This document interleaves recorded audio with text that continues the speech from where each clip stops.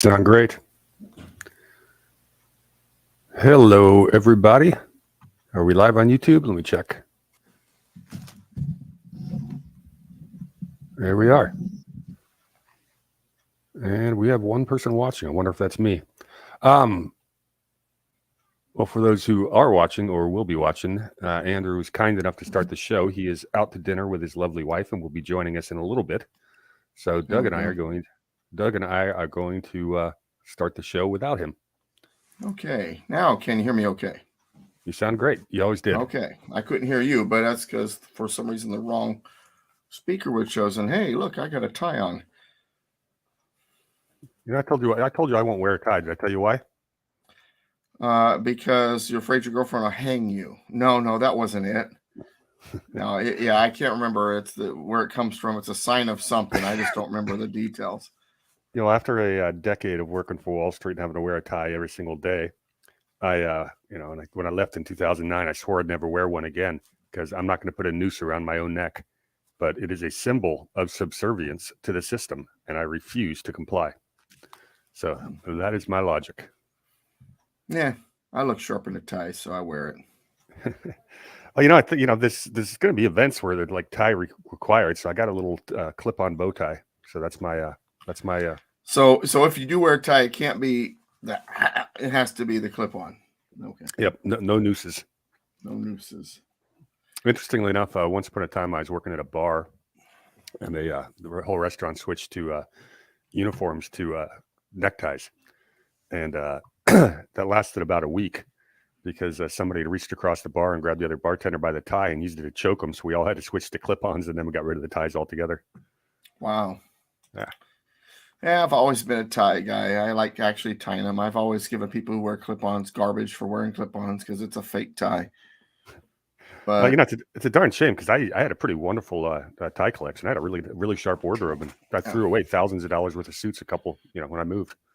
I've got about 30 ties, and I wear 4 of them. And I think two of them look like American flags. One has the Constitution on it up high, and the other one has the Constitution on it down low. Very good. So there we go. I've seen. All right, hi everybody. I've had a busy day. Matter of fact, see if I can find it here. I'll show you something.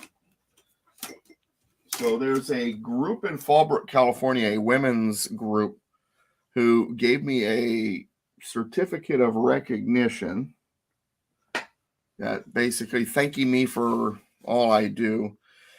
Let's see. Thank you for having a significant and positive contribution to the growth and edification of our club and community during the 2022 year. So, well, that's very nice. Republican Women of California, Fallbrook. So they fed me. Well, that right there is a plus. I always like to be fed. That's part of my problem, what some people might say, or as I like to say, I haven't seen my feet in years. But it was a great it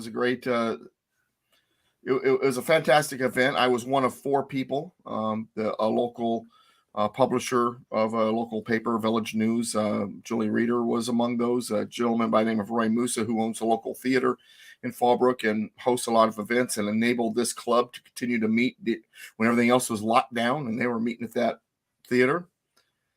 And then Ruth Weiss, who was unable to be in attendance, as she's co-founder and vice president of Election Integrity Project California. So the 4 of us were recognized, and hey, I'm in good company there. I'll tell you, I'm in real good company there. Did you get a chance to talk to Ruth at all about the lawsuit? Yeah, I've talked to her about it, and she's interested in what's going on, but she's like most people. Not yours, hers. Oh, hers. Oh no, I didn't talk to her about hers. Yeah, because I'm too busy about mine. Well, they got a major breakthrough more recently, so that's. Oh, did they? Oh yeah. I haven't talked to her for about a month. I typically talk to her fairly regularly, actually. Now that I've gotten to know her better. But and she was a speaker at my event back in September. Very good. So anyway, there's a lot to talk about, and not just now. So last week we talked about Convention of States, during the last 20 minutes of the show. And I felt like Convention of States didn't get its full due. So once Andrew's on board, I want the three of us, get back into it. Okay, that sounds like a plan. We got plenty of stuff to talk about beforehand. I had a real Sure. fun one. I had a real fun one I wanted to lead with. Okay. Well, first of all, and we'll get to this, but Twitter is absolutely exploding right now. Oh yeah.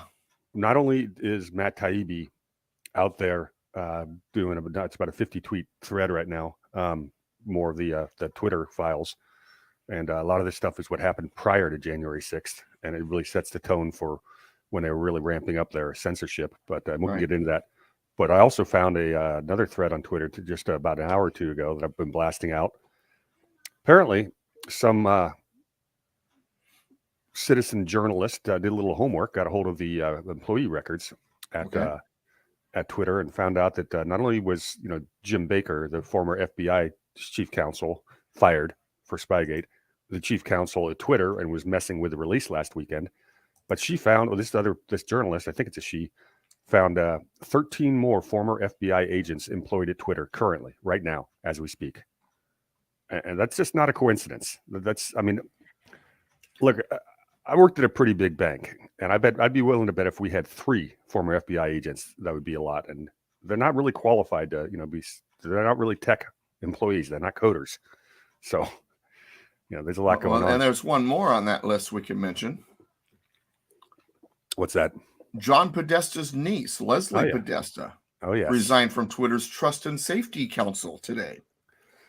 Yeah, what was interesting about that is a couple of people have noticed that, pedophilia related tweets are going way down since Elon took over. And someone was making a comment, and Elon replied to it. He goes, "Yeah, we've noticed. These people weren't even making an attempt previously to. They were totally fine with shadow banning you and me, but they didn't even spend any time going after pedophiles. Well, Jack, what's his last name? The former CEO of Twitter. Why can't I remember? Jack Dorsey. Jack Dorsey makes a mistake of tweeting back at Elon Musk saying that's not true. Well, Elon basically just buried him with his final quotes and just basically said, "Yeah, well, we had hired a person to do this, and she said when she got there was absolutely no mitigation of pornography, and since I put her in charge, we've seen the hits drop by 85%. So go back into your hole, Jack." So that was a brutal takedown. So yeah, it's what it appears like is the FBI and Twitter were working hand in hand to do an awful lot of shenanigans, including censoring for the election, which came out in the Twitter thread that Matt Taibbi did today. These guys are meeting with DHS and the FBI on a weekly basis. They were talking back and forth. They had back channels to figure out what could be deleted, what couldn't be. It's makes Spygate. It's just a continuation of Spygate, is what it is. It's the same actors, going out of their way to, do what's not correct. Very good. So that is exploding. That has kept me very busy for the last, shall we say, 2 hours.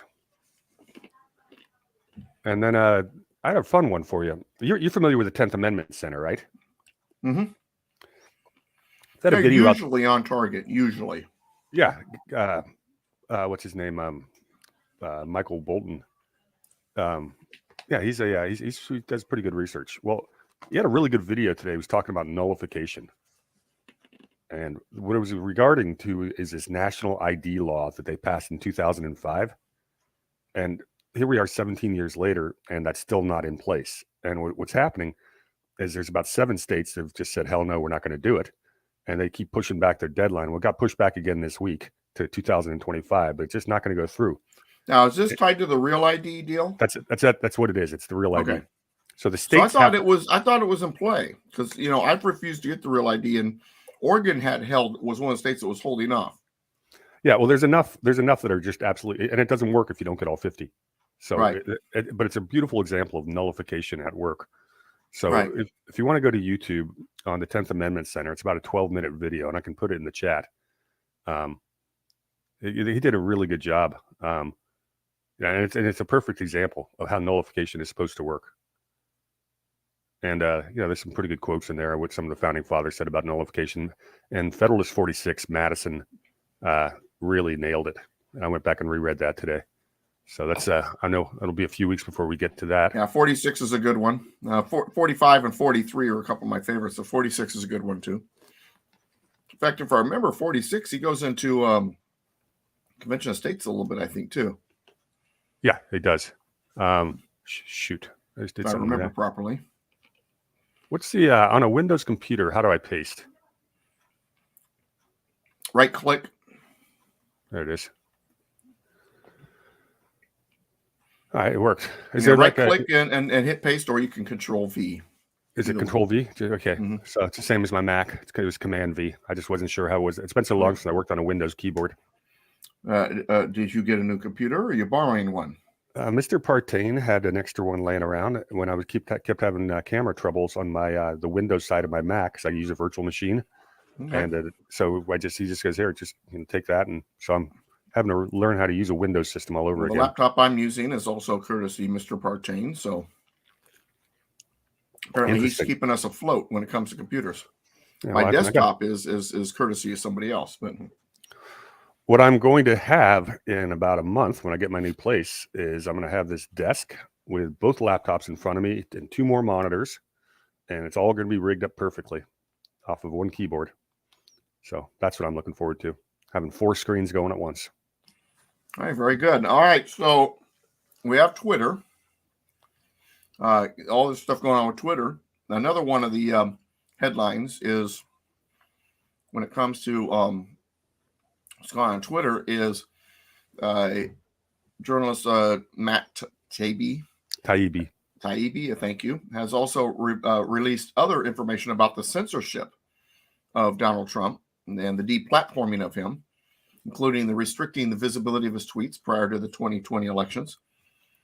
And so that's also coming out. And so here's my question. We've been waiting for people to, for lack of a better way of putting it, be put into handcuffs.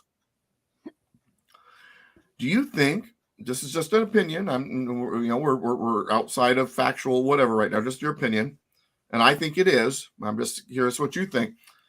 Is this a move in the direction of that happening? Possibly. I'm not a false hope guy, and I've seen no evidence of whatsoever. And I've seen no evidence that there's a single institution that has the power or the will to do anything. I just, this scandal. So in other words, there's going to be a lot of eye candy for us who are interested, but really nothing's going to come out of it. Well, no, I think eventually, the way you beat, this kind of infiltration of all of our institutions is enough people have to see the truth. Yeah. There's more honest people out there than there are dishonest. They may have the institutions, but they don't have the numbers. And you're going to find a lot of people in government are going to say, hey, I'm not part of that, and I don't want to be part of it. I'm switching sides.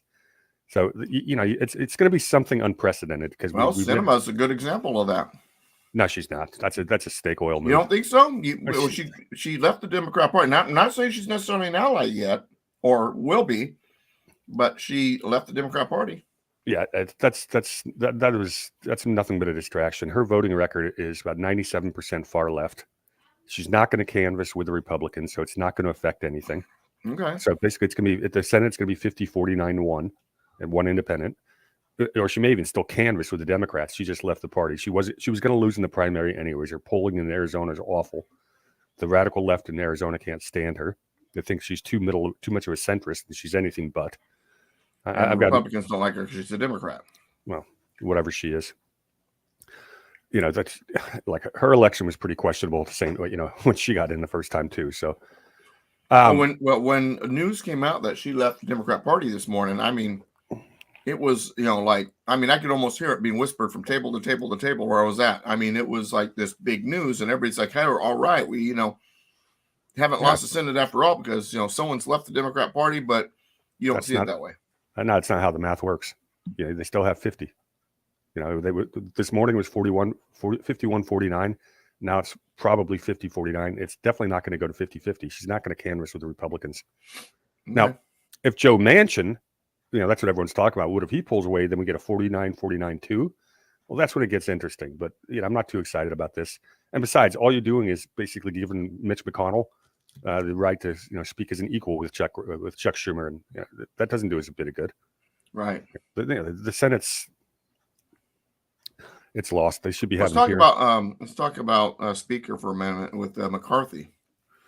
There's a lot of word that he is not. There's a battle there going on, and there are 5 holdouts. Freedom Caucus are saying, "Hey, I mean, we don't want you." So what's the number in the House as after we won that race by 11 votes this morning? That got announced. Hey, okay. Chris. Hey, you got conservative cowboy. Hey, buddy. So I think the number is now 222 to 213. Okay. So you need 218 to have a majority. There are 5 Republican holdouts. That takes us to 217. That's enough to block them. Now, are they just doing it for leverage to change the House rules, or do they actually think they can get someone else in, which is going to be very unlikely? Okay. Now, apparently there is a rule, and I haven't confirmed this, but Democrats in the House cannot vote for a non-Democrat. So there is no chance of a crossover. So if these 5 holdouts hold firm, then McCarthy can't do it. Okay. But the math is really, really close. So is it, are they leveraging position, or can they actually get anything out of it? I mean, are they trying to get committee chairs? Are they just trying to get then the rule changes they've proposed, that the Freedom Caucus proposed, are really good rule changes. I like them all.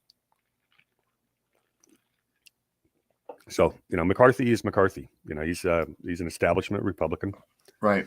There's no doubt in my mind. And I was reading that he even was receiving FTX money. Haven't seen that one, but it wouldn't be shocking. His district's Bakersfield. That's not too far from Silicon Valley. So right. And Frank Lutz is his good buddy, and Lutz is a big tech bundler. So it's entirely possible that's in play. Now, hey, the question is, are we actually going to get any prosecution on FTX? Because this guy is running around doing a victory tour. Maxine Waters is singing his praises. This guy should be in handcuffs right now. Right. And he's making he's doing the television circuit. So I guess you spend enough money on the right politicians, justice doesn't really matter. Are you talking about what's his name? The Sam Bankman-Fried. Yeah. So he's still running around. He thinks he's gotten away with it. Well, so far, but the interesting thing is, his dad is a Stanford lawyer and his mom's a Stanford lawyer, a professor too, and they're big Democratic bundlers, big time money. Right. His dad is his fingerprints are all over every one of these corporations and entities and shell companies that they set up for this whole scam. So right. Sam is not the mastermind. His father is really deep into this. You get into crypto, you got to talk about what it's really what Sam is trying to do is get it and other commodities exchanges regulated in a way beneficial to him. And it was pretty slimy what they were trying to do, but they were trying to get the commodities markets changed, how they were regulated. And right. As someone who works for the is regulated by the SEC and FINRA and a couple of other exchanges, I understand the difference between good and bad regulation, and I have to take these tests periodically, so I have to know this stuff. What they were trying to do was disgusting, but the money laundering element of cryptocurrency is off the charts. And FTX has got to be involved in some of this. People need to understand that our intelligence agencies from day one were joined at the hip with global narcotics and human trafficking rackets. The mafia, the Jewish mafia coming out of World War II. Now, this is the poppy fields of Afghanistan is a well-known connection. Well, it goes back further than that. It was the killing fields of Laos. It was out of World Cambodia. War II. Both, but that was Laos. Yeah. Well, the killing fields were Cambodia, but Laos was the big poppy. Afghanistan came next, but even before that, Chiang Kai-shek and the People's Republic of China was 100% financed by it was called the Green Gang, which were the biggest opium dealers in the Far East. They were working hand in hand with our CIA, which was the Flying Tigers. These are the same people that ended up being involved in Iran-Contra. Same corporations. These are legitimate U.S. business people that are running hand in hand with the CIA and the triads and the international mafia. Right. So they are involved. The biggest problem with making illegal money is to get it to be clean. Now, the way they do that, that's where the savings and loan scandal comes from, in 1987. That's what Iran-Contra was. That most people don't know this, but the National Association of Realtors lobbied Congress to get an anti-money laundering exemption. So basically, half the properties in South Florida are owned by drug kingpins and other various people that are unscrupulous. Real estate is a fantastic way to launder money. The stock market gets a lot of that money as well to get it clean. Cryptocurrency is designed for this. So, there's we've talked about Tether going down. We talked about that before. So, there's more shenanigans or more stuff coming out on this. But you have that many powerful interests. How, who's going to regulate it? Right. Who's going to prosecute? That's the one thing is we don't have an institution with the power or the will to take these people on. Well, the problem is all the institutions have been infiltrated by the left, and so they audit themselves. It's a self-auditing. We talked about this in the class on Thursday. I mean, it's the federal government is a self-auditing entity. Yeah, and it's a bit of a problem. The Pentagon has failed 5 straight audits since Trump had them audit themselves. They keep failing. Sorry, can't find that $2 billion. I remember Rand Paul got shut down. He goes, hey, if we're going to give this money to Ukraine, can we at least audit it? And maybe that's a good idea. And that went into FTX. So I think when you talk about the infiltration, though, Doug, it's important to note that the whole government isn't rotten to its core. They've just got certain types of people that got into key positions to cut off investigations in one direction. They've got all these little stranglehold choke points is where they have the bad people. The whole system isn't rotten to the core. There's just enough of it there that makes it seem that way. And then a headline that caught my attention today, and still trying to learn more about it, but it definitely caught my attention. Not that I normally give a garbage about this particular individual, but I thought it was a great headline. AOC is under investigation in Congress by the House Ethics Committee. Yeah, you know what that's about? From what I'm understanding, it's basically hobnobbing with money and taking gifts and things like that. Yeah, that's generally it, but it's more specifically is the Met Gala, which is that was where she was wearing the tax the rich dress. Exactly. Well, that dress itself cost like $30,000, and the tickets to the Met Gala are like $25,000 to $50,000. She didn't pay for them herself, so therefore she received gifts that she's not allowed to receive. Right. It seems to be pretty cut and dried. Right. But we'll see.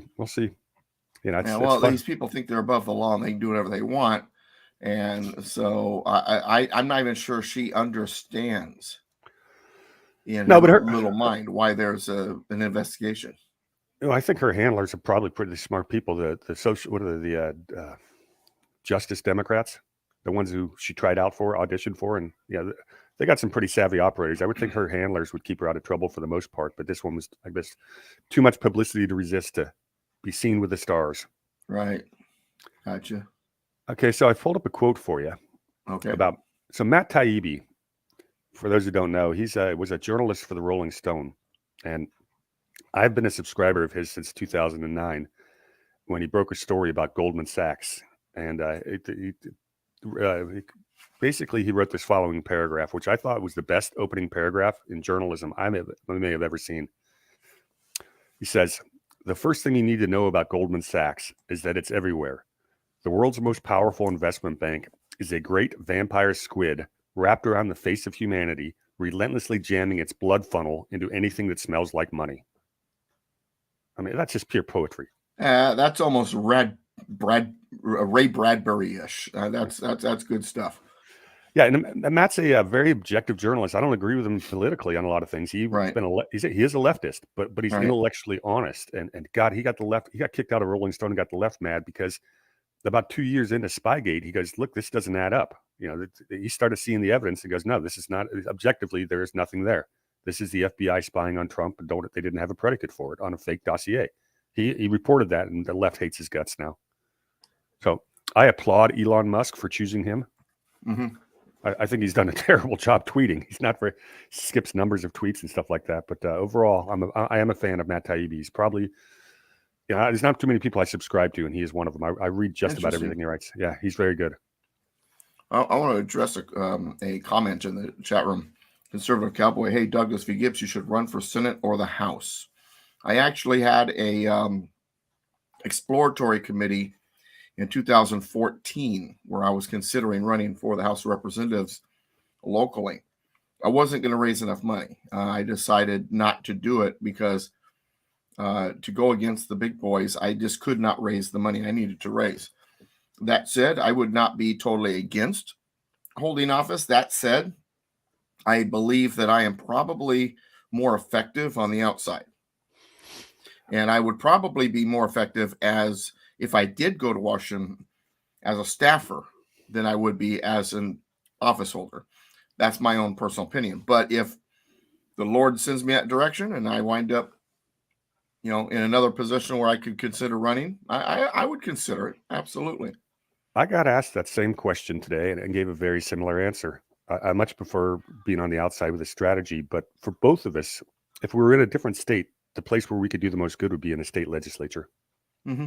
If we could steer in California right now, it's not even worth the time or effort for us because of the supermajority. I mean, our ideas could not gain enough traction against the supermajority the Dems have. But if we reverse Reynolds v. Sims, now that's a different conversation. Right. Yeah. Yeah, state legislature, I think, is where the changes have got to come from. Well, that goes back to what we've always talked about. Everything starts locally and it works from the ground up. It doesn't work. It doesn't happen from the top down. That said, that doesn't mean we ignore the federal, end of it. We definitely have to, continue to fight at that level. But the real change is going to happen locally. Absolutely. Yeah. And then, I look at the federal offices of basically just trying to hold ground. That's we put people in there just to try to keep things from getting any worse while we fix it locally.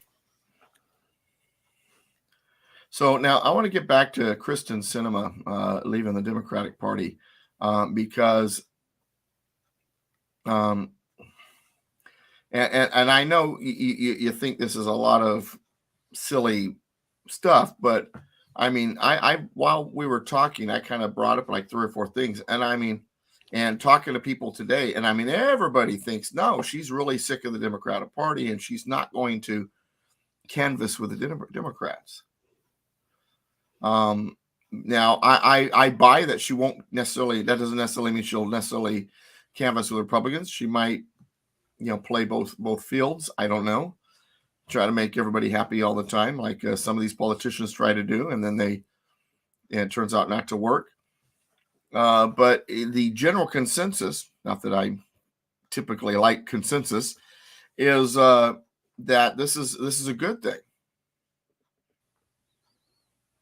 Keep talking. I'm looking up the canvassing rules of the Senate right now. Okay. Well, and I'm sure the Democrats have their own weird set of rules, as you were talking about earlier, about them allegedly not being able to crossover vote when it comes to the speaker. But and I get back with what you said about Manchin. I agree there too. And if anything, he already is kind of Republican-esque, if you want to say that. I mean, he votes lefty too on a lot of things, but there are certain. Let's say there's a line he won't cross. I've noticed. Well, he made. Well, then again, he's in West Virginia too. He's got a constituency that he's got to. Well, he's got to keep happy. He's got to pretend, but he basically talks a good game and then sells us down the river every single time. Right. He thought he made a deal with Chuck Schumer on the big spending bill, the Inflation Reduction Act. Right. And Schumer just cut him out. It basically pulled the rug out from under him. So he got nothing. He held out, got nothing for it, and we got stuck with billions of dollars more of debt. So Manchin's useless. Sinema's useless. The radical left can't stand Sinema. She's a senator without she's dead man walking. She doesn't have a home. She can't become a Republican. She can't win as an independent. She's lost her power. I mean, she probably gained power because her vote became very valuable, but she already had that. Yeah. And it's not like the Republican Senate's going to put forward anything we care about. They're trying to cram through an omnibus spending bill in the lame duck session, which has never been done before. They are not playing nice at all.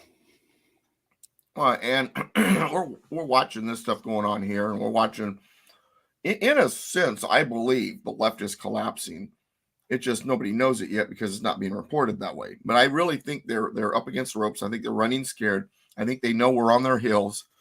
And then the story that the judge has rejected the DOJ's request to hold Trump in contempt over classified Mar-a-Lago documents also kind of speaks to that, we're gaining ground. Maybe there's a little hope here. But the thing that really got me on, maybe there's a little bit of hope, is, I don't know if you saw this headline, but definitely caught my attention. And this ties into something that I've been hearing that's going on in Brazil, where the guilty is being arrested and possibly even executed. But the EU Parliament VP, Greek MEP, Eva Kaili, arrested for corruption.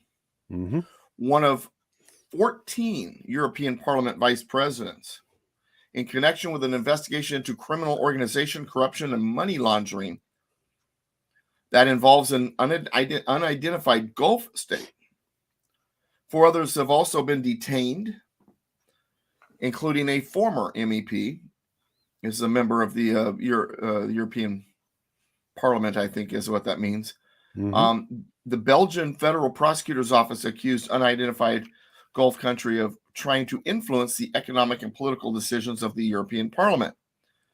Now, that tells me that there's a lot more going on. It goes back to my friend Eric. I was talking to him and I say, hey, man, how you doing? He says, man, it's a great time to be alive.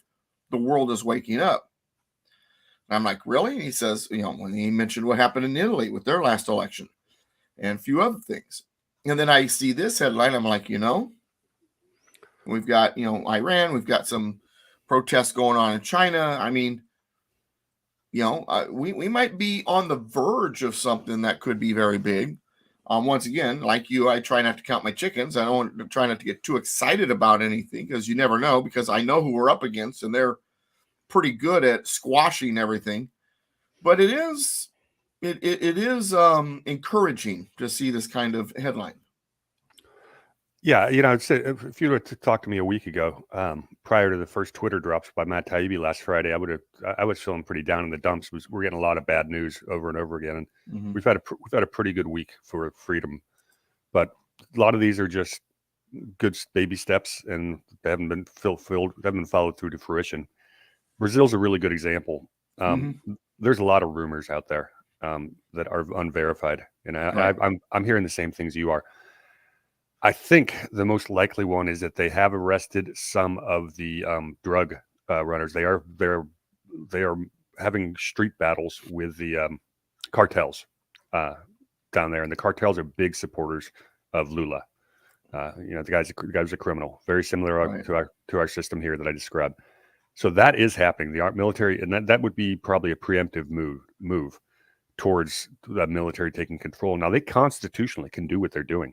They have the ability to, according to the Brazilian Constitution, they have the ability to basically declare martial law and do a recount or revote or what have you. Obviously they have the same voting machines as we have here. Yeah, they're using Dominion, matter of fact, to be specific. Yeah, so Brazil's an interesting play. Their soccer team sadly lost today. The very last minute, Croatia scored a goal to tie it, and they lost in the penalty phase. So Brazilians, sorry about that, guys. You're a fun team to watch, but if I actually watched it, you watch soccer? This is the first time I haven't watched TV in almost been months, but I do keep up with the scores. I think the world. Yeah, I remember when Paris Hilton got in trouble for smoking pot in the stands of South Africa during FIFA, and everybody was making a big deal about it. I said, no. See, that's the only way an American can watch soccer is if they're high on pot. So. But apparently I was wrong. There are some Americans actually are willing to watch a sport without being high. I literally would stay up like till 3 a.m. I had to be at work at 6:30 in the morning most of my life. So I'd like set my alarm for 1:30 or 2 a.m. to watch every single World Cup game. This is the first year I haven't done that. Yeah, So it's a I do. socialist sport. Everybody's almost even. Usually ends in a tie. And if someone does win, it might be by a goal. Very good. We had a old expression that soccer is a gentleman's game played by thugs, whereas rugby is a thug's game played by gentlemen. That's pretty good. I like that. So now here's the thing about all the stuff we're talking about. One of the biggest ironies and tragedies in politics and in our country is the fact that we have two major political parties, and the Republican Party seems to utterly despise its own voting base. And they seem to be a part of the consortium, or at least a lot of them are. There are a handful of Republicans that are worthy. I haven't figured out if there's any Democrats, but it's interesting because, like in California, I've been saying this for years, and I feel this now. I'm starting to feel this way about the National Party as well. They would rather lose with a moderate than win with a conservative. You know what I mean by conservative? Don't get all crazy on the word yet. But that's my feeling. They fear conservatism, constitutionalism, as much anti-elite populism, if you want to call it that. I think the right terminology that's starting to take off is you have establishment Republicans versus America first. Mm-hmm. That's the divide right there. Well, I've been calling it the establishment for years. Yeah, that's what they are. And I don't trust the establishment, but I'm a member of the party because I do think it's possible to win it back. I do believe that there are some people in the party that are good, but when it comes to the machine, they're all feeding from the same trough, as you've heard me say before. They're all feeding the same Leviathan, and they all receive the same power and wealth and all that from that same creature. And so we have, I mean, remember how the Republican Party ran away from the Tea Party? That was Mitch McConnell. Mm-hmm.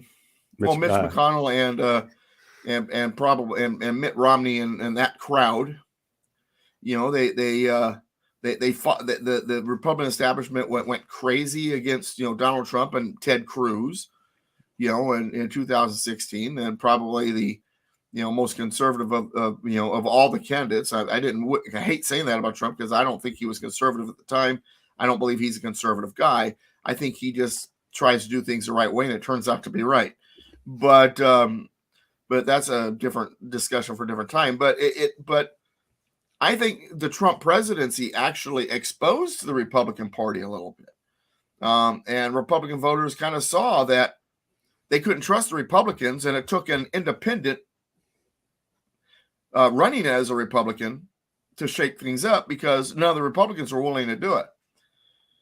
And I think voters are sick of the same old Republican establishment garbage. I think that that's the reason why there's a fight over McCarthy. I think that the pro-constitution, anti-establishment voice, the anti-statist voice, if you want to call it that too, has reached a crescendo that's loud enough now that even the Republicans are getting nervous. Well, that kind of segues into what's going on, this fight at the RNC. Mm-hmm. And there's 168 votes, 3 per state or territory that gets to vote. So apparently there's another 18. There's another 6 territories. I guess Guam's in there, and probably Puerto Rico, mm-hmm. and maybe even District of Columbia. I don't know if there are 3 Republicans in the District of Columbia, so that may not be the case. But it's pushing it. It's close. Ronna McDaniel, has basically been there for 6 years. She's had 3 terrible elections in a row, 18, 20, and 22. And yet it sounds like she may have enough votes. She just needs a majority. So if there's 168, she needs 85. What's his name in New York? Lee Zeldin was going to run, but he stepped aside, and he's pushing for Harmeet Dillon. Now, Harmeet's interesting. She would be an improvement over Ronna McDaniel. Anyone's an improvement over Ronna McDaniel. It's true, but Harmeet's not exactly. Exactly. So she's last Tuesday when Herschel Walker is fighting for Georgia. Harmeet Dillon is running around doing all the shows, announcing how she's running for chair of the Republican Party instead of helping Herschel Walker win. The previous week, as she was the lead counsel for their RNC, was fighting for election integrity in Arizona, And the day after the election, she left Arizona and hasn't been back since. Mhm. So is she the fighter we want? That being said, she's reaching out to the base and saying, look, we need to make these changes. Reach out to your constituents, let them hear your voice. And here's what I want to do. And the one thing she said that I like is she goes, if I get in there, I'm sorry, what is the guy's name? I just drew a blank on it.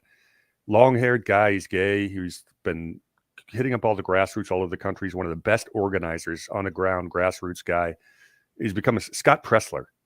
She Okay. said she's going to bring in Scott Pressler if she wins. And Really? That's Oh man, he's interesting. He's a young guy, right? he's dynamo. He gets things done. I mean, Yeah. that guy's he's proven it. He's put his money where his mouth is, and he's been more effective than just about anybody this side of Trump. Yeah, but the thing is, when you talk about them trying to appeal to the base, the Republican Party doesn't understand who their base is, don't like their base, because the base of the Republican Party is largely Christian. I mean, I think Christians comprise probably the majority of the very core of the GOP base. But here you've got Republican senators, and I think it's from last count, it's like a dozen senators and like three or I'd say like 3 dozen Republican members of the House of Representatives who threw their support in for the Respect for Marriage Act.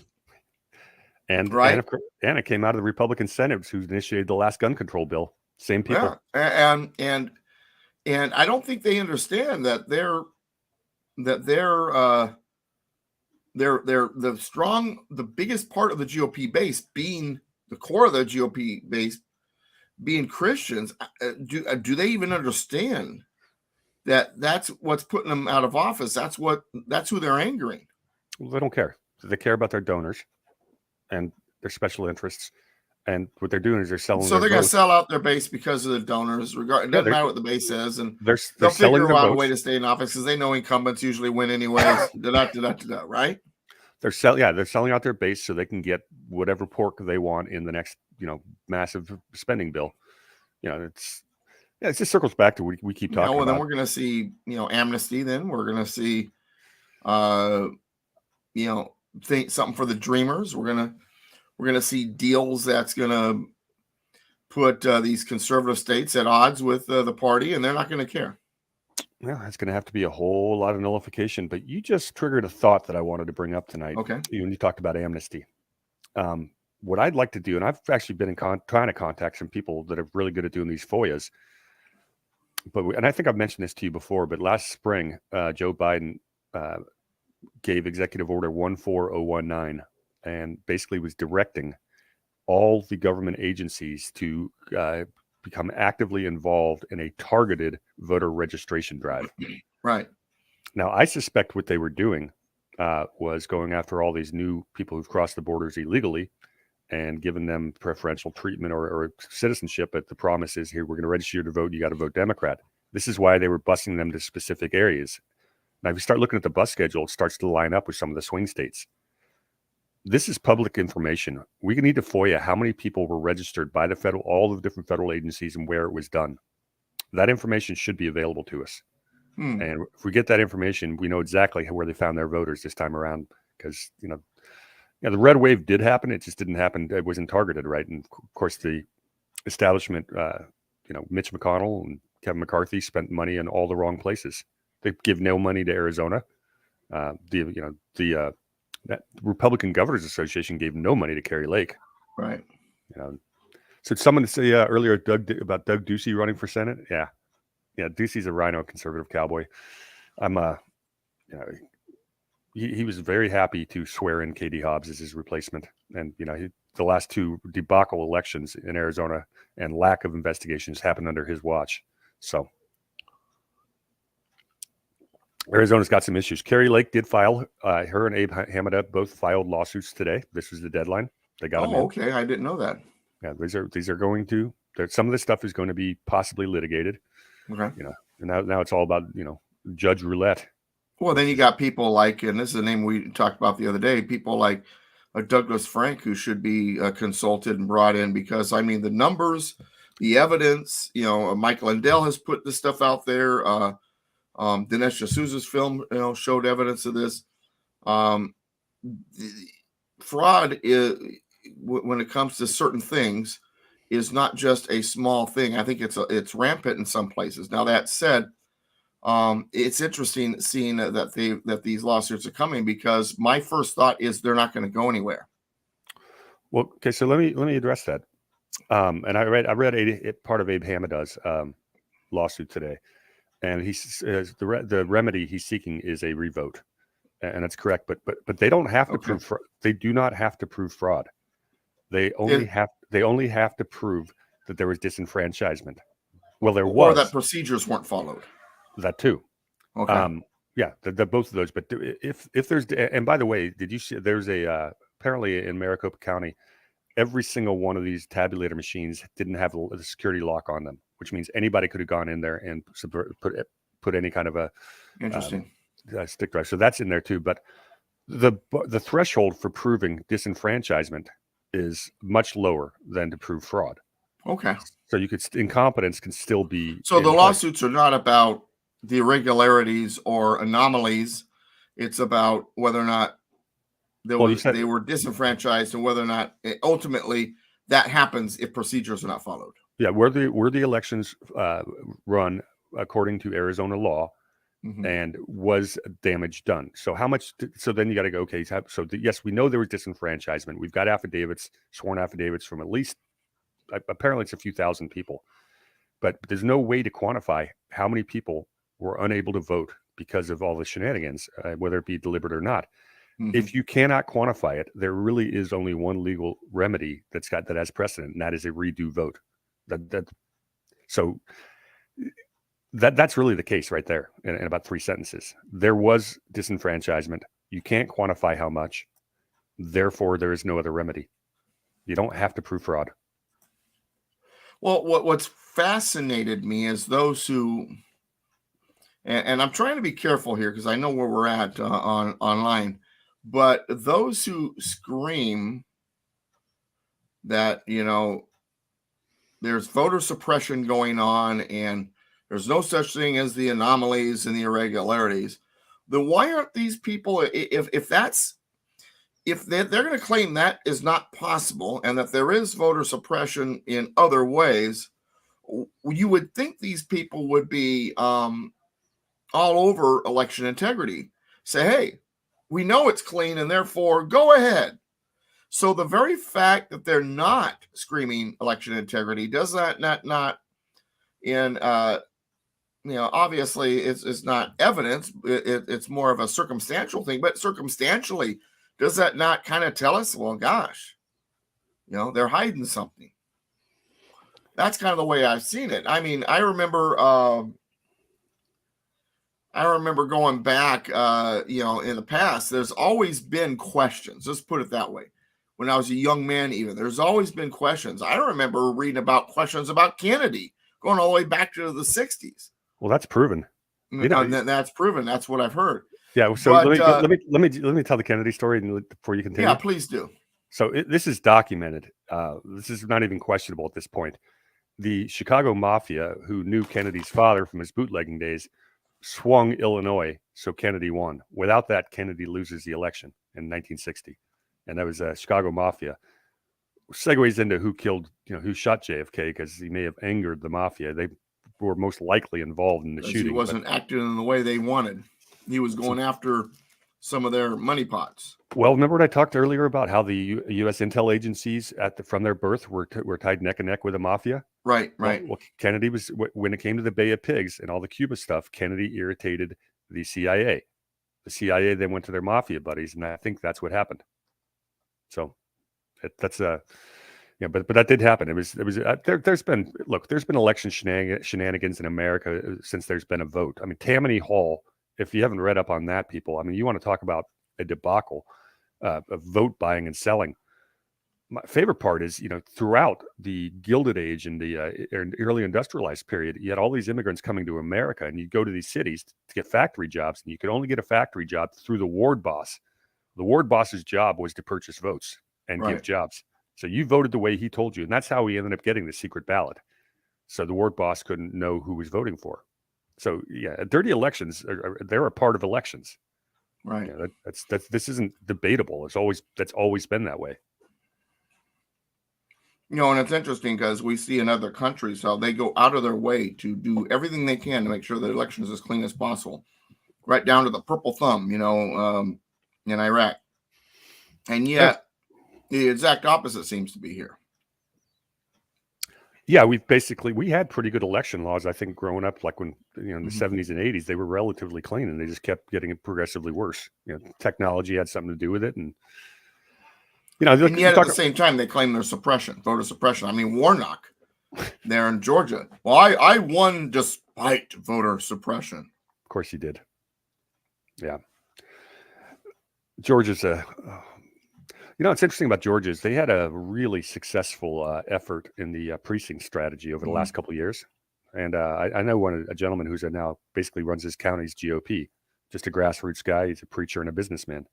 Right. And, I was one of these days I got to have Daniel on for an interview. He's a really sharp guy. He's a pastor and a businessman. But apparently the number of the counties in Georgia are probably going to be able to oust the state GOP through the precinct strategy. And that's coming up this January. So Georgia's going to be changing a bit, which is good news.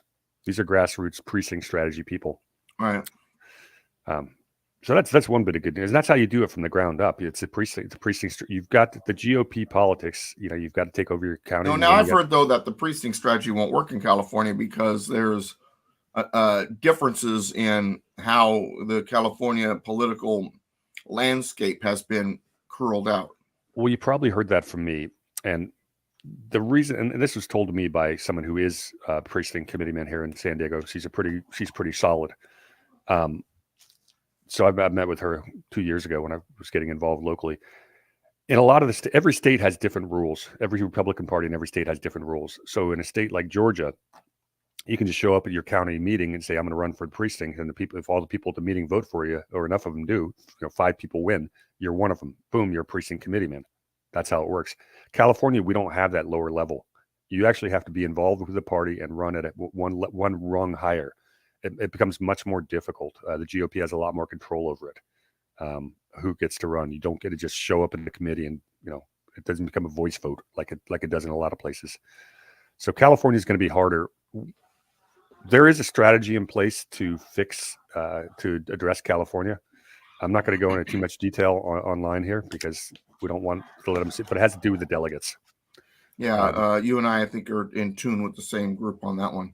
Yeah, okay, so we'll just leave that one alone. But there is a plan in place in California. Yeah, there is a plan. In fact, I was at the first meeting about that plan, which a mutual friend of ours, a particular doctor, was really the guy who was the brain behind establishing that. But anyway, all right, that said, now that we're at the tail end of the show, and I just saw the boxes change a little bit, so I don't know if that was because you are getting ready to be joined by our good friend. I think that means Andrew's coming. And so let's do that, because now that's perfect timing. As at the beginning of the show, I had mentioned that during a week ago, at the tail end of the program, Andrew and I had kind of gone through the Convention of States, and it was a good discussion. But it left you out. And I think that you have a lot of input that can be added to our discussion from last week. Now, for those of you who weren't here last week and you're not sure what we're talking about, Convention of States is Article 5 convention in the Constitution. There's 2 ways to amend the Constitution. One by 2/3 of each House of Congress agreeing on a proposal, then it going out to the states for ratification. Ratification takes 3/4. Or 2/3 of the states getting together and with 2/3 of approval of proposals, those going out for ratification. So when we say Convention of States, that's the modern term for the Article 5 convention. And in fact, last night after class, I was talking to a gentleman who was adamant about how important Convention of States is. And I agree. I agree it's important. Okay, there we go, Andrew. I thought I had double vision going there for a second. We do. No, I don't have control with my iPad, so I'm trying to keep control of the show with my phone. Okay. Yeah. So, and the question is here, and I want to pose to Brady, because we talked about what the Convention of States is, why it's important, what the process is, and all that last week. And I kind of just gave you a quick rundown just now. Question to Brady, though, is one of the things that kind of drives me nuts about certain people, like the gentleman we were talking about last night, is they believe it's the only tool. We have Convention of States, all is well in the world, and it's over. I don't believe that. I believe it's a very important tool, if not among the most important tool, but I believe it runs hand in hand with other tools, if that makes sense. You know, the states, for example, exercising their sovereignty through nullification or auditing the federal government or things like that. I think Convention of States is an important tool, but it's one tool on the tool belt. It's a good tool. It's probably the hammer on the tool belt, but nonetheless, it's one of many tools on the tool belt. That's the way I see it. What's your thoughts? Well, it's a tool. It's a weapon, and it's if we ever pull it out of its scabbard, I'm not sure if it's rusted shut. The founding fathers gave us one tool in the first articles to push back against a tyrannical federal government, and yet we've never used it in 240 years. So, in the meantime, you've had ways of changing the Constitution, whether the Supreme Court edict or Congress just deeming things necessary, and there's no way to push back on that except for with an Article 5 convention. So it's a necessary tool. Nullification accomplishes a lot of the same things, but if I can use the analogy I showed you last night, Doug, please. If you picture a pie, a circle, that is in that circle, that is the entirety of government powers. Now, with the Constitution, we cut out a slice and gave to the federal government the power, one little slice of pie of handling international affairs, foreign affairs. We gave another little slice of pie to the federal government to handle interstate commerce when necessary. That was it. Now, the people argue that the Constitution is a living and breathing document, and it actually is. It is amendable. It is changeable. But there's a specific process, and it takes slow deliberation because you've got to go to a convention or pass an amendment, and then 3/4 of the states have to amend it. That is the only legal way to get a bigger slice, get any more pieces of that pie to the federal government. Any other way is illegitimate. And the only way to fight back against illegitimacy is for the states, basically to start nullifying, saying, no, you cannot do that. You're not empowered. You do not have the ability to do it. And the federal government really can't do a darn thing about that. The appetite for a civil war isn't there. The U.S. soldiers are not going to fire on American citizens, or very few of them will. So these are conversations that need to be had. We should be having them tomorrow. That's why we're so gung-ho about Kerry Lake. We can start the nullification process. At some point in time, how do we get to a convention of states? You need 34 states, and which means there's enough purple states that it's going to be hard, unless we're in a crisis situation, which we may be quickly approaching. There are some issues with this Twitter mess, with showing how much the federal government interfered with the 2020 and 22 elections. There's going to be enough people upset about this that we may be able to have these conversations, but they have to be done correctly. And a lot of the information that's out there is not correct. Now, that all said, when it comes to what we're up against here, I have to remind people now when it comes to these processes that having a convention by itself also, what's going to be proposed? What are we aiming for? And once those things are put into play, we have to nurture those things. We have to water those plants. We have to, do all of that. So that it's just the beginning of all the work. Yeah. But now that said, I'm a firm believer that a convention of states is either not necessary or will be easier to attain if we do two things first. Of course, one of them might require a convention of states. That is, repeal the 17th Amendment reverse Reynolds v. Sims, 1964. You do those two things, and you're on. And I mean, seriously, I'm a firm believer. 80% of our battle is over. It's a good start. What say you, Andrew? How was your dinner? Oh, dinner was good. It was Cracker Barrel. So I've never been. Not allowed to say Cracker Barrel to Californians. We only have one. It's new, and it's not as good as the rest of them. I've never been to one. Never been to a Cracker Barrel. Wow. Doug and I just made the same face.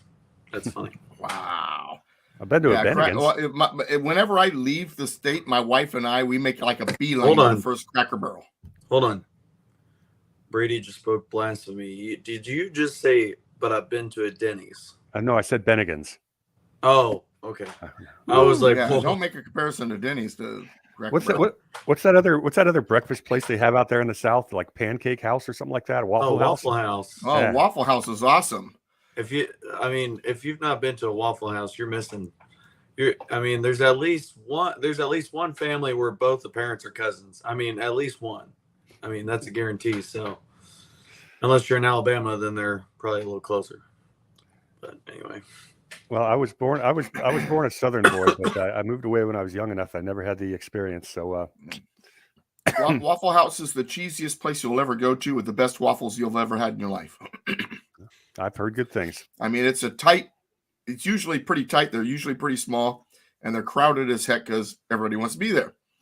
But it's really good. And my wife had never heard of the Waffle House until I took her to a tour through the South a year ago last October 2021, and I had speaking engagements in Texas, Mississippi, Tennessee, and Colorado. So while we're in the southern states, man, I mean, it was Cracker Barrel and Waffle House as often as we could. Matter of fact, the event was a more cozy sit around the table type where people were asking me questions. I was just doing my thing in Hendersonville, Tennessee, at a Cracker Barrel. And Cracker Barrel. I mean, and here's the thing: the original's not far from there. The problem with California is the okra is in the frozen section.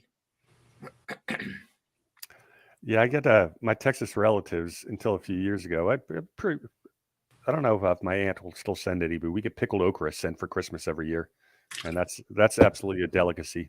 That make you want to slap your mama twice. I mean, I love me some pickled okra. A conservative cowboy took issue with your Alabama comment. But you can't say Arkansas because all my family's from Arkansas, and then I'd be mad at you. So I stand by my comment, and or as Jeff Foxworthy used to say, you're redneck if you go to family reunions to pick up chicks. Oh man, hope this thing doesn't screech again. I'm trying to get back in the show. Yeah, but anyway. Alabama is a great state. There's I'm trying to remember. It's in the northern part of the state. There's a motorcycle place, but it's like Disneyland for patriots. I mean, you go in and it's got like the motorcycles and these Jeeps and there's a gun store in there. And I mean, in the motorcycle place, there's a gun store. So going back to the Convention of States. now that we've done our travel review, our food, or what is it? Are we food critics now? Fried okra, fried okra, and fried catfish, and hush puppies, and fried potatoes. And cornbread. That's the greatest meal ever created. Okay, go ahead. You left out grits, but that's okay. No, I like grits for breakfast. Everyone's afraid of what's called a runaway convention, and you shouldn't be afraid of it because the runaway convention is a good thing. It means you made changes that the establishment doesn't like. It takes 13 states to stop any amendment from being ratified. 13, right, on the right or the left, which means you're going to have reasonable people at a convention of states, and they're going to have to come up with reasonable ideas that have a snowball's chance to actually get through to blue, purple, or red states. And there's some universal ideas that we can agree on. Mm-hmm. The amendment I talk about all the time of getting money out of politics. The left wants the same thing as the right. They accuse each other of being the terrible gerrymanderers or having dark money, and they're both sides are correct. They both do it, and all of their voters agree that it's bad. These are common sense ideas that can find universal acceptance, and it scales back the federal government from our state rights. So a convention, it's got to be transparent. We've got the technology. Every single word said on that floor needs to be heard by every single American. That's Yeah, just, so it should be so the camera should be rolling, and the internet and the mainstream network should be playing it.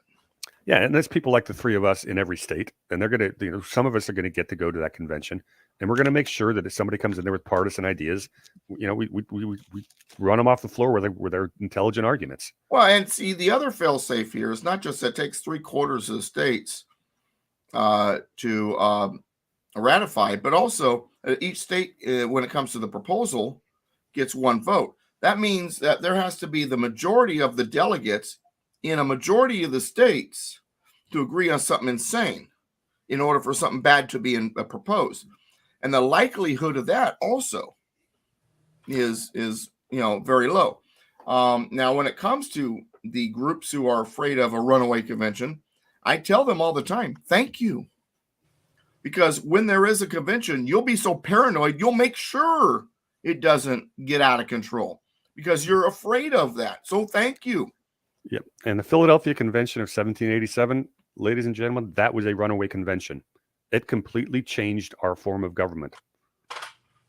And we kind of like the Constitution, or a lot of things about it. Yeah, but I can't say that there's a lot of Madisons, Jeffersons, and so forth running around nowadays. Maybe there is, and we just don't know it yet. Well, isn't that what we're doing here? Is trying to find these people and breed them? I mean, that's exactly isn't that our whole purpose here? Is to find the next Madison and Jefferson? You could say that, yeah. Or either that, or maybe it's you. Can y'all hear my phone? Nope, can't hear a word. All right, perfect. It won't let me mute the phone, so I'm worried it's like gonna kick back. But anyway, we're not getting echo. Thank you for asking. Cool. Yeah. All right. So, anything else we want to throw on the Barbie before we close out this barbecue?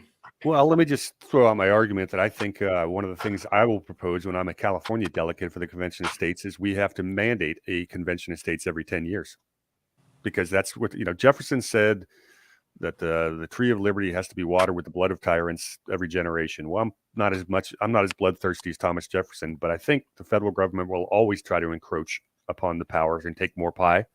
And I think about once every 10 years, we ought to put it back in its place. So, hey, Brady, didn't he say tyrants and patriots? Yeah, blood of tyrants and patriots every 20 years. Yeah, but I don't like it when the Patriots bleed. That always upsets me. No, you're right, Andrew. Thanks for the correction. It is a necessary part of the equation, though. Yeah, unfortunately. But yeah, I mean, there's no reason we shouldn't be having these conversations. The states created the federal government, not the other way around. The states got to be, look, right. We hired the federal government to do a specific job, and we've never once in 240 plus years given them a job review. This is ridiculous. I mean, and no voting. When they do a job review, they review it themselves. Exactly. And voting every 2 years in elections that they control doesn't do us a bit of good. It's because we don't have free and fair elections. They have this two-party national political party system. And that's, we know parties are supposed to exist, but not in this format. This is a political cartel, and cartels exist to maximize their own benefit and, more importantly, to eliminate competition. And that's what they've done. And with the 17th Amendment, they made it so these cartels, these political parties are national. So the people who are inclined to bribe politicians for their own interests only have to show up in Washington, D.C. instead of going to 50 capitals. Right. So, yeah, these are conversations that need to be had much more often. And we would not be in the place we are today had we had these conventions of states every 10 years. All right. Very good. That, my friends, is some good comments. Now, so let's see. We've got Twitter. We've talked about Convention of States. We've talked about nullification. We've talked about money in politics. Anything else that we've left out? We've talked about cinema and AOC. And, of course, the federal judge declining to hold former President Trump in contempt of court in classified material. So Sounds good. now to me. I will say Unfortunately, this. I'll leave it with this because Manchin got brought up earlier, I- and I was reading an article earlier that says that strategists say that Manchin may be prepared to leave the Democratic Party. And once again, you gave it out. That would make it 49, 49, and 2 when it comes to independence if Manchin became an independent. And he's, an obstacle to the Biden administration, to say the least. He has served some type of elected office all the way back to Reagan. And as a Democrat in West Virginia, which is a very not Democratic state. And I think a part of his reasonable political attitude is because of where he's from, not necessarily him, but maybe some of it is. But now this does not mean he's necessarily gonna, as you were saying about Sinema, also is this does not necessarily mean he's gonna canvass with the Republicans. Does not mean that he's gonna become a Republican, but it does create a perception or an image that the Democrats don't want. And I think that's the key part of it, because remember, when it comes to Democrats, everything's about perception and whatever is perceived as true. And if he leaves the party, that makes them look weaker, and they don't like that perception. Well, let me pile on that. The establishment Republicans coordinated the same hit job on Election Day, November 8th, that the red wave didn't happen. It was Trump's fault. Mm-hmm. If we turn around and we can say that here's the narrative. Republicans took back the House and fired Nancy, and the Democrats lost the Senate.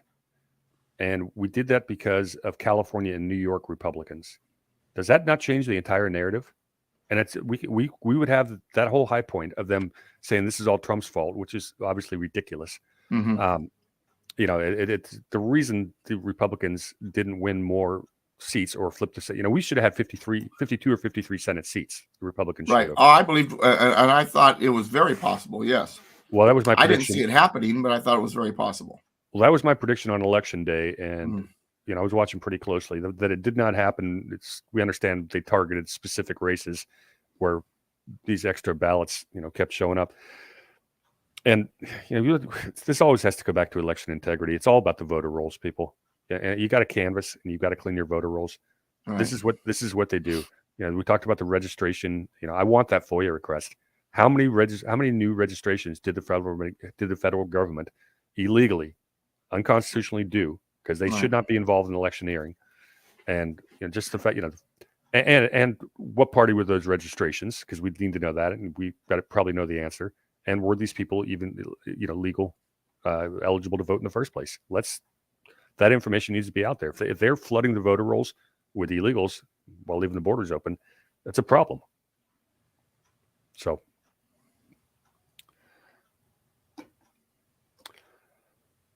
Okay. Anything, Andrew? Any questions? Any comments? I've been gone so long. Honestly, I got nothing. Conservative Cowboy says he's going to be a convention of states delegate in Alabama.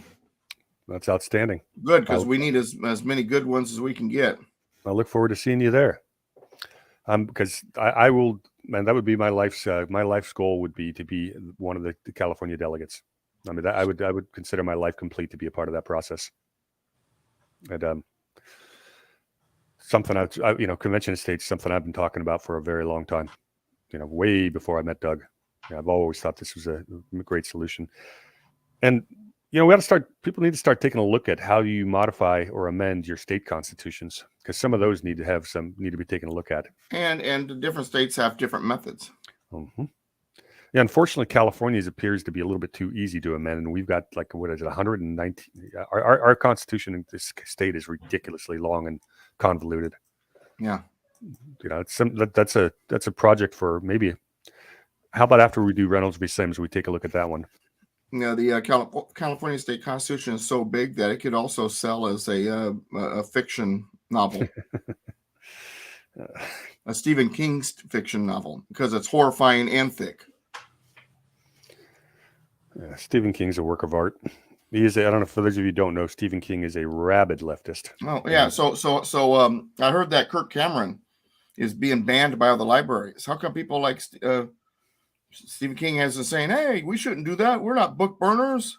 Oh, wait a second. He's happy that the Christian is being kicked out of the libraries.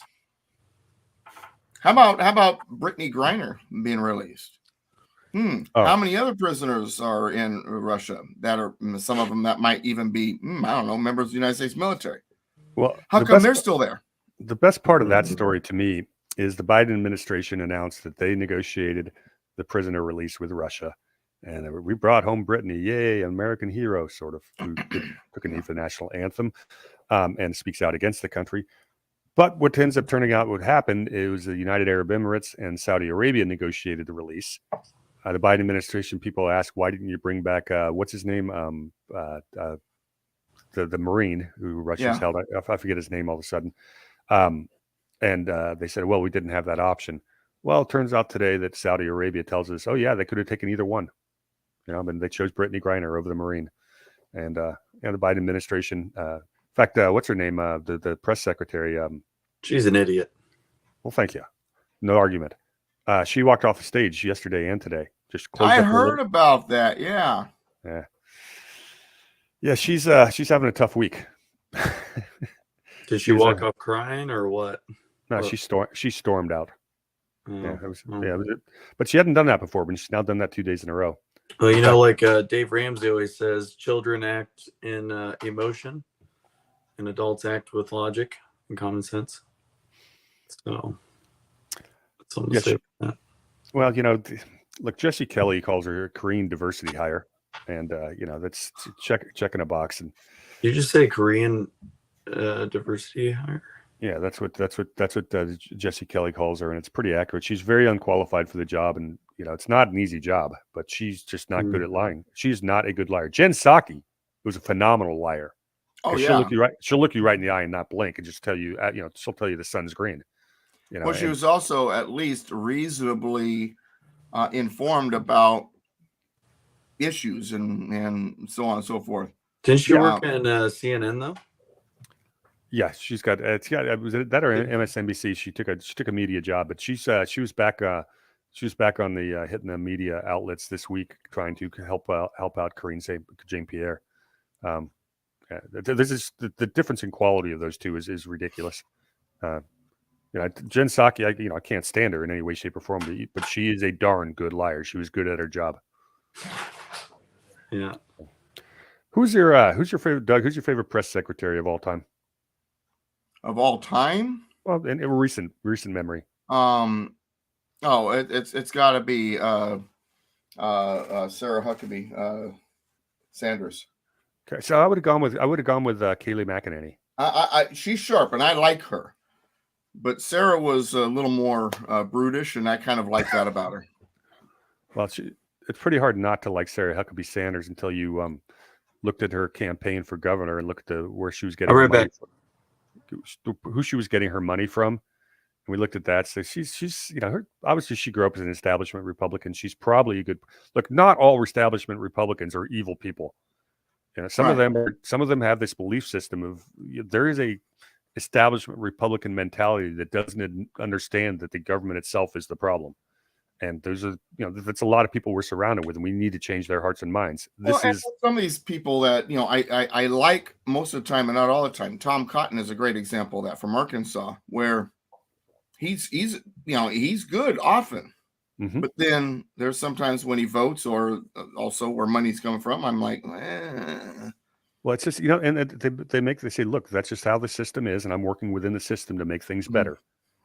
Okay, so that's a reasonable position to have, right? And there's also the idea of, well, I had to be willing to vote that way. That was my giveaway vote, so I could get this later. I gave them this vote so I could be agreeable, so I can get this and this later from them. Like I tell people, there's more trading on the floor of the House of Congress or in the houses of Congress than there is in Wall Street. Yeah, it's the horse trading is that's a problem. Well, I have to admit though, one of the people I've been having the most fun watching when it comes to these press conferences is, of course, Peter Ducey from Fox. Uh, Peter has asked the right questions. He tugs on the cape in the right way, and he gets them flustered. And matter of fact, it wasn't one of those times. Wasn't it him that had Karine Jean-Pierre running out Diversity the hire. door? Yeah, that would be him. Is Jean or Jean? Jean Pierre. I don't know how it's supposedly French.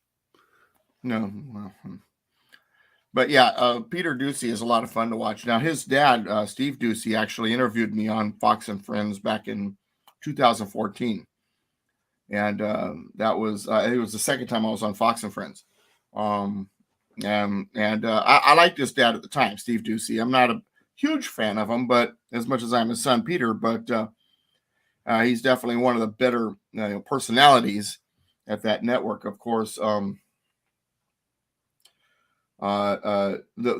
first person ever interview me at Fox was Jesse Waters, and man, I like that kid a lot. Now that said, at the time I didn't know who he was, and so I called my mom up and I was like, "Hey, yeah, some guy named Jesse Waters is going to interview me." She's like, "Oh, I love him." Waters were, and he was still doing it with doing that thing with O'Reilly at the time. And I just don't watch a lot of TV. I don't watch a lot of news channels. But definitely that was a lot of fun. But Peter Ducey, get back to my original point.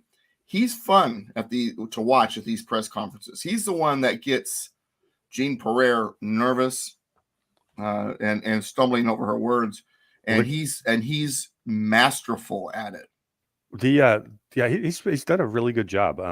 Yeah, I didn't know much about him before the Biden administration started. Mm-hmm. But what was I going to say? The reporter who got KJP ticked off this week was a guy from Africa. Yeah, I heard that. Yeah, he was asking some important questions. I mean, right. It's interesting how much the tone has changed in the last several months. It's not just fawning over the Biden administration. People are asking some very tough questions. Mm-hmm. So I'm being corrected. It's Karine Jean. So it is Jean Pierre. I was right the first time. Yeah. Thank you, Tara.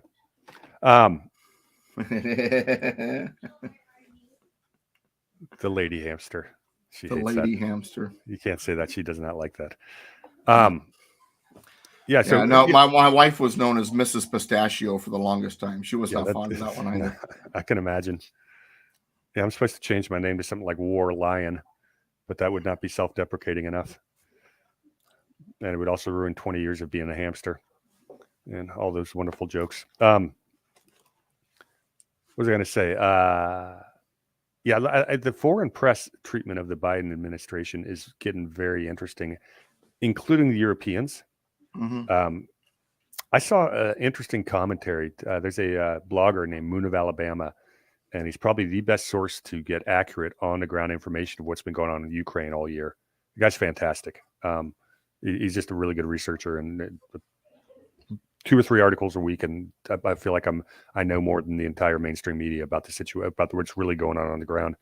But he was talking today about Angela Merkel, and she got interviewed by the European press and got they beat the heck out of her because she was the one who first negotiated the Minsk agreements, and she was trying. She's an East German. What? Say again? So what did they expect? She's an East German.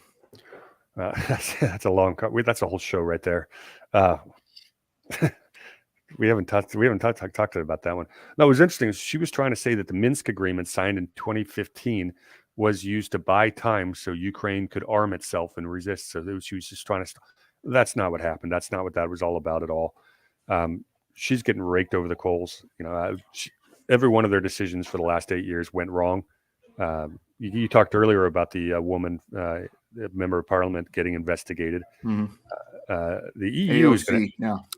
Well, no, the one from Europe. The member. Oh, I'm talking about the European Union one. Yeah. Oh, yeah. Yeah. Well, the Europeans. We're about ready to hit midwinter, and they've got some energy problems. Right. They've got to chasing after the stuff that doesn't work. Yeah, we're gonna have to start spending a little more time talking about what's going on in Europe. Yeah, I'm 'cause talking about Eva Cayley, is the person you're talking about. yeah, but I think that's going to be the focal point of global affairs now that China's quieting down. Europe is going to have an interesting winter. They do not have heat. They have no way of getting it. They have inflation. They've got a lot And of all the windmills are going to be frozen. Oh goodness! When the windmills are frozen, there's snow covering the solar panels. Just saying. What I missed? Something happened. I had to go take care of. Well, we were talking about snow, and so it's something that a Floridian would not know anything about. I'm from Tennessee, so I've seen some snow, and then I lived in Colorado for about 6 years. Yeah. Which, I actually am really an ass saying that, considering I'm from Southern California, and I am dead serious. I've only seen snow like 4 times in my life. I used to say 3, but Wait! You could literally get in a car and see snow in less than an hour drive from where you are. I'm a surfer and a water skier. I didn't want to be in that cold stuff. So when I was in college, we would do this every once in a while. We would drive up to Big Bear and go skiing and be home in time to go surfing before sunset. It's one of the only places in the world where you can go surfing and snow skiing in the same day. Is Southern California.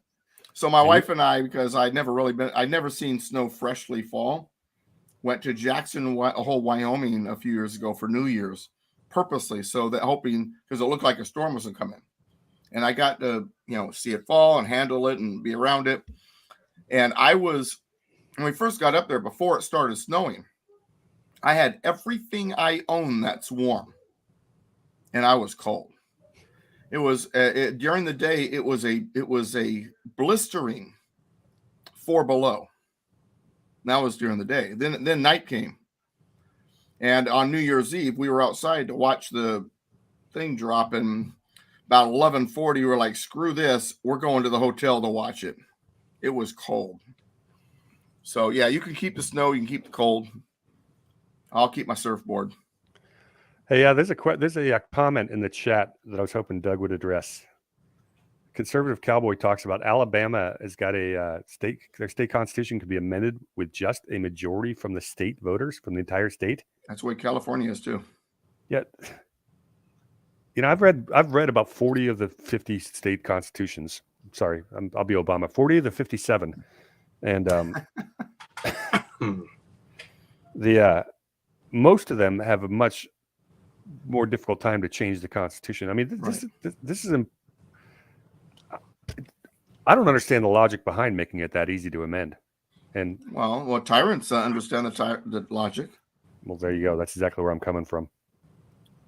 I think it's either the Vermont or New Hampshire state constitution is the one that I just fell in love with. Even more better language even than than the U.S. Constitution. And I'll have to bring up which one it is. It's been a while since I did that. And if you've read these constitutions, they all have something in common in the very beginning of their constitutions. What's that? God. California hasn't gotten rid of that yet? Nope, not yet. Of course, when they get rid of God, they'll probably replace it with something like Gavin Newsom. Oh, goodness. We got to end on a better note than that. Well, how about this? Since I've been quiet basically the whole time, which we need to start wrapping up here, but in some research I was doing, I'm learning that there's some very interesting things that the government's been up to recently. Well, I guess not recently. This thing has been around since the 90s, at least that we know of. Okay. But it's a craft that flies off of plasma. Is this real? Was this documented or is this theoretical? So there is documentation. I haven't found it yet. I'm looking through it, but it was in Wiki. Documentation don't exist till you found it. Well, and also there's videos of it that random people have done. I'm working on finding the documentation for it, but at this time it's, allegedly. But there's a craft called the TR3B Black Manta, and it's supposed to work as an anti-gravity craft. Brady's looking it up right now. I'm responding in the chat. Oh, okay. Anyway, and it's supposed to work off of creating plasma, Right. to allow it to fly and stuff like that. And it's supposed to be super quiet, maybe like a hum, if anything. Was another question for my friend Greg, who I neglected to get a hold of since our last conversation, just because I've been busy with other stuff.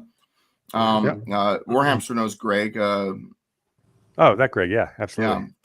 Yeah. And so and let me, I'll clue in the audience just a little bit on this. So Andrew asked me, was there a connection between the Atomic Energy Commission? Is it right? Yep. And the Air Force. What what type of connections were there? And also, what was the other one? The AEC and what?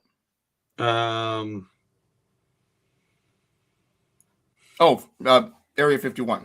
Yeah. And because the idea is, don't believe in aliens. My opinion is, don't believe in aliens.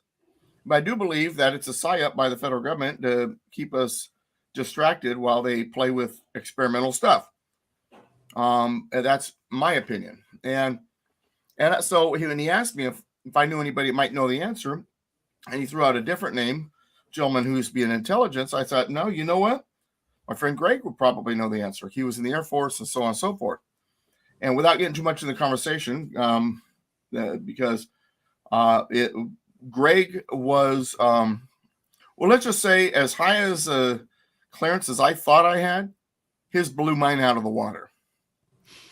And he dealt with some interesting stuff, and we talked a little bit, and he was Strategic Air Command and all that. And so I asked him, and he said that basically his feelings the same as mine. Yes, there's a connection between the AEC and Area 51. Yes, the Air Force had military members that were a part of the quote unquote engineers that were involved.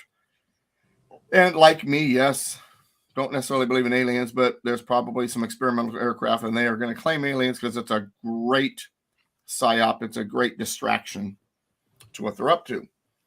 Can't get really more into the conversation because there isn't a whole lot more, but well, you know, but one of the things I would like to do, if you don't mind, for just a second, Brady, is I would like to convince Greg to come on and I mean, he says he wanted to be careful because he's not sure what's been declassified yet, and he didn't want to get in trouble for talking about things that when he was, whatever. But I would like to corral him somehow into coming on some, if not this, another one. Where it's you and I, something where we kind of talk about that stuff. Greg owes me a favor because he got me in trouble because we missed the Miramar Air Show because of his advice. So he owes me a favor. I will get him on. All right. But Greg did get a bit of good news. This is a good friend of ours. He has a daughter who's in the military right now, and has been fighting very hard to stay in due to the vax mandate. Over certain things. Yeah. Over certain medical things. Well, it turns out that we were talking earlier about this. Kevin McCarthy has announced that he's basically negotiated with Joe Biden that is gone. The military requirements to put certain shots into your arm is no more. If that turns out to be the case, McCarthy goes from a 0 to a 1 on a scale of 0 to 100. But better than. It's good news. I mean, we got a lot of real good patriotic people in the military, and we know these people. We're in San Diego. These are my neighbors. These are my friends. Right. And it's tough. What they've been going through. Where I live, I'm near Camp Pendleton, so a lot of Marines too. Yeah, so it's a big deal down here. So hopefully good news on that. At the same time, what's California getting ready to do? California's getting ready to vote on mandating certain shots and masks for our kids again. Ridiculous. It's a tough state to live in sometimes.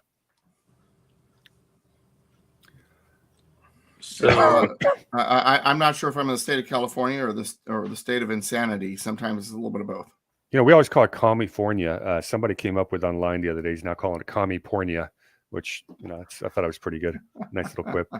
Hey, Andrew, Well, I've told people the state's so bad, even Democrats in other states call it California. well, there you go. Andrew and I were chatting earlier in this week about some research stuff, and I gave him a fun little website that's got all kinds of stuff that most people don't know about. It's called Wiki Spooks. So, Andrew, did you have fun in that? Come on, let's tell us. I did. He's like 18 hours later. I finally left my computer. Well, I'm on it actually right now, and so a lot of the references towards it, I'm gonna have to do some digging now that I have some pathway to it. But it looks like the CBS Nightly News in 1997 had a segment on a U2 with a triangle on the undercarriage. CIA, U.S. Air Force. Looks like there's some Google patents that are related to it that were issued in 1977. Yeah. So this website, and I'll give this up for this crowd. Wiki Spooks. You can actually get source documents. If you're using Google or DuckDuckGo to do your research, you're not doing research. You're getting the information that they want you to have. Yeah. So I'm not going to give up all the secrets of how I research stuff like that, but Wiki Spooks is a really good one to find actual source documents, and that's what Andrew's on right now, what he's reading from. And there's people out there that compile information, and it's up to us to go find it and put it together and make it make sense. Yeah, and it also looks like a person who writes articles, George T. Pope. He makes a lot of references to it back in the 90s as well. And then on Aviation Week and Space Technology, October 1988 or November 1988, page 19. Stealth Recce. So this craft is supposed to be a stealth reconnaissance. And I guess people have been recording it, and it has a type of way of cloaking, but you could see it, but it's like you could see through it as well. Like this is actual like video. It doesn't look doctored at all, because I've seen doctored, and it's interesting. It's something that I was wondering, because I think Lockheed Martin is behind it. I have to do a little bit more research, obviously, but this is kind of where I'm at right now. I think this is a way to kind of figure out what's been going on behind the curtain, as it were. So, because if this type of technology has been around the 90s or even 80s, and the patents have been out in the 70s, I mean, in my opinion, if it's being leaked right now, it's already been replaced. So that's just something I'm kind of looking into, but I figure I'd share that. Very good. I wish I had more time to spend on I know Andrew loves that angle of research. I just don't have the extra bandwidth to go down that rabbit hole right now, and it's a fun one. I just I've got my own. Yeah, it's you have to first of all you got to work, and there's other things you need to do on a daily basis. You get the local news, read the Bible, what have you, and stuff like that. Just not enough hours in the day to go down every rabbit hole I'd like to do. I don't have a whole lot of time to do this either, but I'm trying to fit it in where I can. But it's hard to find stuff on it, but I'm gonna eventually figure it out, because Lockheed Martin has been behind so many things that have been built: the U-2 spy plane, SR-71 Blackbird, the A-12 Ox Cart, which was the predecessor, one-man seated, essentially SR-71. So anytime you're talking about a company that is basically a war profiteers, you have war profiteers that have, in the Civil War, you had companies that made uniforms for both the North and the South. That's a war profiteer. There was other companies who were selling, weapon, ammo to both sides. These war profiteer companies have a vested interest in having war, not peace. They are going to use their influence to put politicians into power that give you war, not peace. There's a reason the United States has not. We've had foreign troops shooting at other people every single year for like the last 150 years. These people have a lot of influence. Any of these companies, they're going to get involved, with the government. They're going to put their own people in place, and that's basically how the deep state was created. Was war profiteers. So It's you can't trust these companies. And would they hide technology from us? Of course they would. Is there's all kinds of the theories that Andrew loves going down it, and I said, of course it's possible.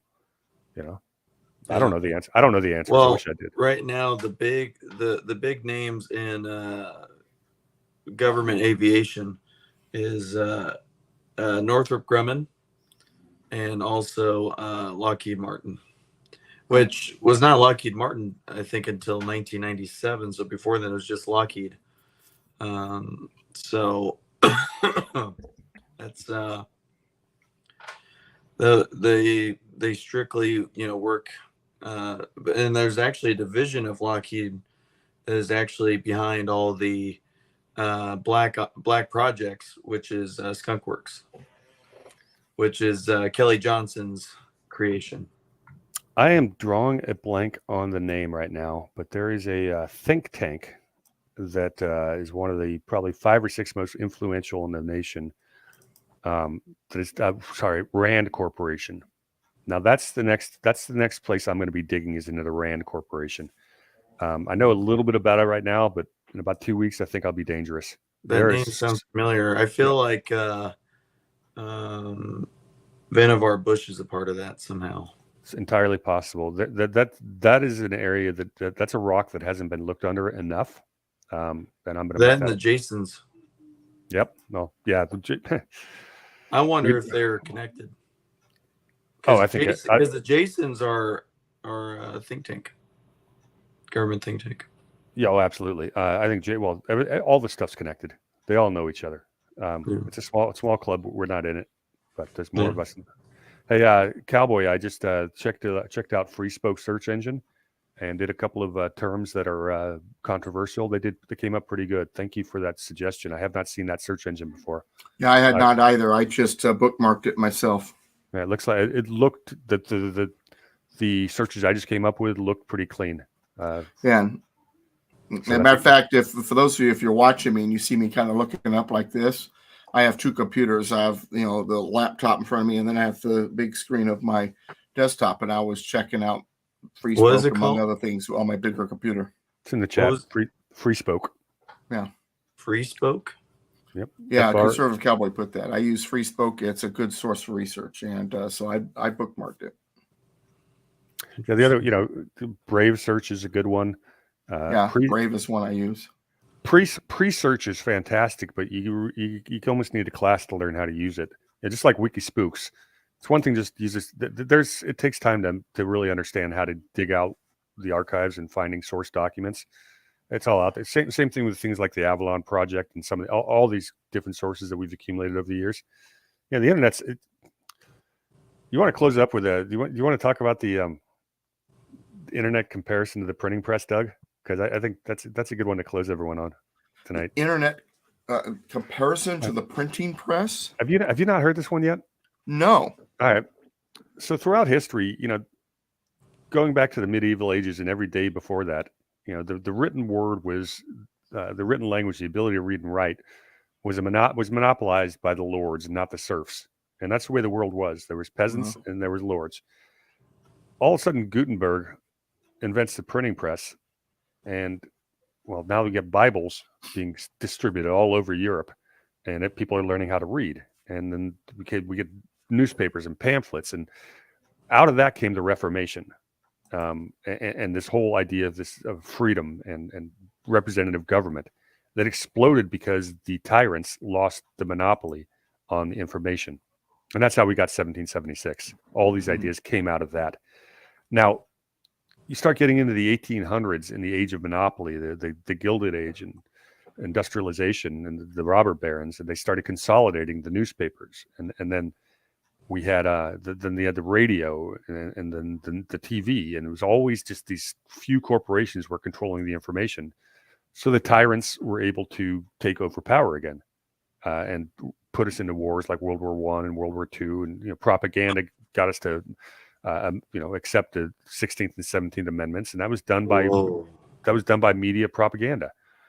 Well, fast forward to the 1990s, we get the internet, and of course the internet companies and social media started with DARPA, but the tyrants lost control, You know, all this freedom gave us a middle class, and that's what the tyrants don't want. They want lords and serfs. Right. So right now we're in the middle of an information war, and we're winning. We are the middle class. We're the ones who want freedom and everything like that. And the tyrants don't want that. The social media giants. That's why this Elon Musk story at Twitter is it's so important. And you people who've been listening to me for the last year know I'm very skeptical of Elon Musk. He's been a transhumanist. He's been pro climate change, all that stuff. Right. What he's doing over these last few weeks at Twitter is revolutionary. And I am hoping that I'm going to have to say a lot more mea culpas that I was wrong about this guy. And it's amazing to me that the government let him do what he's doing. I don't know if it's a psyop, they're giving us hope, what have you. But information is the most powerful earthly thing we have on our favor. It's and the ability to change hearts and minds. And if we can do that and get around, despite unprecedented censorship, the number of people who thought the 2020 election had shenanigans has gone up over the last 2 years, not down. We've gotten the word out. We are winning this, and right now we're on one of those points in time that everything shifts, and all comes down to the free flow of information, and that's what freedom's all about. It's individual liberty versus tyranny, and we're seeing that with the information flow, and we don't have a choice but to win. We do not have a choice, but we're doing it, and I'm very optimistic this week. I think I just cracked it. What? So the research I've been doing, there's a corporation called how would you pronounce this? MITRE? Yeah, MITRE. Yep. Know all about them. So it turns out that it's an organization and this is on Wikispooks. They'll have references and everything else so people could look it up themselves. How do you pronounce it? MITRE. The MITRE Corporation is an organization for the operation of research institutes on behalf of the United States government. It was created as a joint project of the U.S. Air Force and, here's key, the Massachusetts Institute of Technology. Why is that key? Who came from there? Vannevar Bush, the gentleman that created EG&G. Supposedly Bob Lazar went there. I don't know, but anyway, to develop command and control systems for nuclear and conventional warfare, but has developed many other things like surveillance systems. Its role during COVID-19 deep event, including creating doomsday predictions for then to help develop vaccine passports. Yeah, interesting. MIT is a very fascinating place. It's a wonderful institute. I came very close to going to school there, and I kind of regret that I didn't. I'm looking into their financing. When you talk about these universities and these different organizations, it's really all about following the money, and you'll find that these multi-generational family and tax-free foundations and corporations and where they send their money to, that's how they've basically destroyed our university system and taken over. He who funds the research gets the results they want. That's what climate change is all about. That's what COVID research was all about. This vaccine, how they took, how the Rockefellers took over the medical schools 109 years ago. Yeah, you got to track these universities' financing and funding. It looks like the corporation's annual budget is between $1 billion and $2 billion of taxpayers' money. The government-linked Skunk Works has been making, I think someone misspelled it, leading-edge breakthroughs for United States agencies for more than 6 decades, unlike most of the military-industrial complex. It is run on a nonprofit basis. Yeah, MITRE Corporation is actually mentioned in what were the Tom Clancy novels. So it's very real, and it's been a player for quite some time. So that's my next route. It looks like it also mentions the IRS in here, Department of Veteran Affairs, Department of Homeland Security, Federal Aviation Administration, Department of Defense. They're responsible for fingerprint collection from social media, FBI surveillance databases, COVID-19, all that other stuff, hacking internet of things, it says. And then the Jason group is mentioned in here. They've been working under this corporation since the late 70s. So if you guys are trying to look up the Jason group he's talking about, it's spelled Jeisson. Is that right? JA. Jaisson. Yeah. And not JASON like the name, but that's a They So- haven't spelled Jason, regular Jason. oh god, that's not how I usually see it. Huh, interesting. Maybe that's inaccurate. Yeah, we'll have to trade links on that. Anyways, long story short, this is a think tank. Most of these people are genius levels. To be Jason, you've got to be like a genius IQ. You know, it's Mensa, government funded, private public partnership. Goes back to the 40s, right? The 40s or 50s. Anyways, long story short. 50s. Yeah. No, technically I believe it was either the late 50s or early 60s, because the main things that they worked on was weapons for the Vietnam War. Okay. They were accused as baby killers. It's a good way to start your. So, but I'll have to look through it again. Shall we wrap up? Let's do it. Well, this was a good show, even though I wasn't here. It seems like we had the most viewers whenever I was gone. So I don't know if I should be flattered or offended. But I guess I'll let that go this time. But anyway, I'm just kidding. All right. Well, this was a great show. We're going to see everybody next week. Again, my name is Andrew, the Citizen 1776. We have Brady, a.k.a. the War Hamster, and Douglas V. Gibbs, Mr. Constitution. Go ahead and let us out of here. United we stand. Combined we kick butt. God bless America, my friends. God bless you. We'll see you next week. Thanks for watching. Cheers, everyone. Thank you.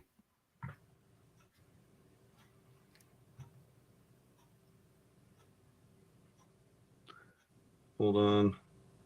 Uh-oh. We're still live. This is interesting. Let's see how this goes. And